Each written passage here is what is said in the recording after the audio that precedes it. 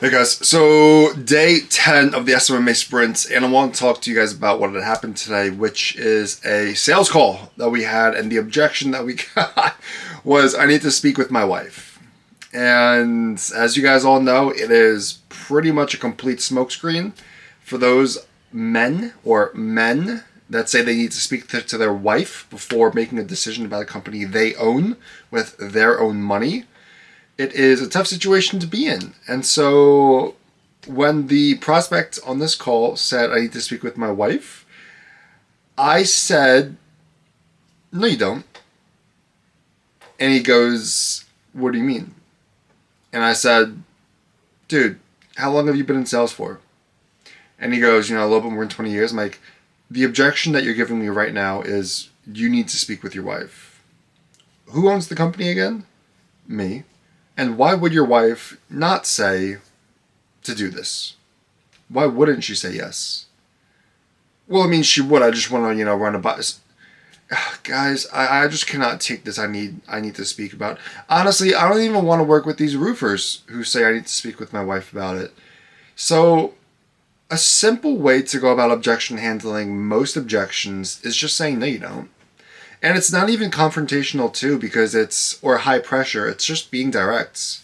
And oftentimes you don't need to, famoose the objections, go around it, ask all these questions, reframe, change their beliefs. Just be straight up and be super direct. You can do that. But it also depends on the prospect. And you have to make sure it's an actual smokescreen before being like that. And so I knew it was complete crap because when he hopped on the call, he said, yeah, so I'm ready to make a decision today, and I have, full purchasing power on my end from the owner. So he said if I like it, I can purchase it. He was one of the sales reps or the marketing directors on the team. So he had full autonomy, and that was the objection. So it came down to, honestly, me just not even wanting to work with him, and I pushed for like 5 or so-ish minutes, and it just didn't work out, right? Like, you're going to have these prospects. I do believe some people are unsellable as well. I think I could have sold him if I did a couple things a little bit differently, but I still think he would have caused some problems due to a limiting mindset or a limiting belief that he had, with him.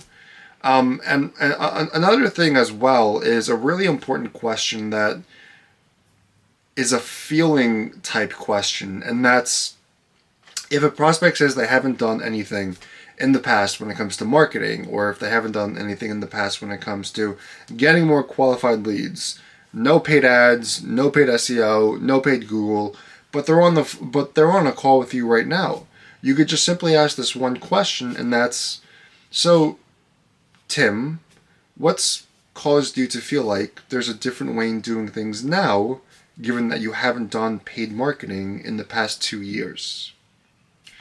Now, you want this because this question makes them sell themselves as to why it's important now, as to, hey, I need to do something about my situation. I know that I haven't done anything for the past 2 years, but now's the time. I'm ready to get the ball rolling.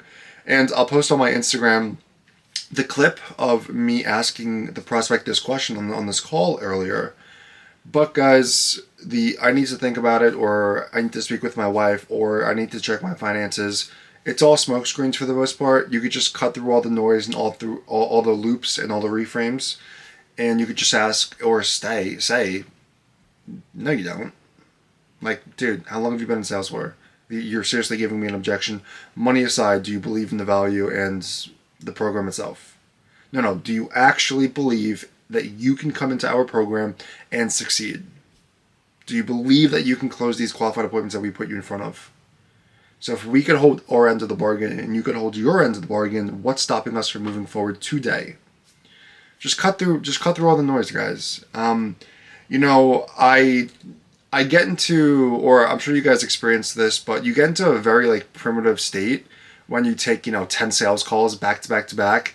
You're thirsty, you haven't ate all day, and you're just like, fuck this, I'm gonna be so aggressive on the next call. And so, when you get into these states, you could just cut through all the noise. And you have to stick to the structure, though, of course, and to certain questions. But at the end of the day, we need to help prospects get over their own limiting beliefs. That's what it comes down to. And always keep in mind, this is something that we're doing for people, not to people, right? Sales is something we're doing to help people. I believe in my product. I have a really good product. I don't lose that many clients. And so I know what I'm capable of. And so at this point now in my career and in my business, when a prospect gives a bullshit objection or doesn't go with my program, I know it's a mistake on their ends. Because who else are you going to go with? Like, I know I'm the best at running Facebook ads for these companies. I do get the best results for all of my clients.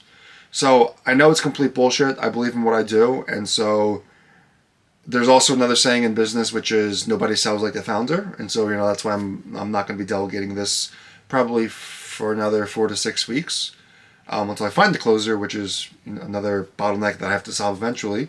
So yeah, guys, I hope this gives you guys some clarity into believing in your products, cutting through the noise in prospects and smoke screens. It's all bullshit.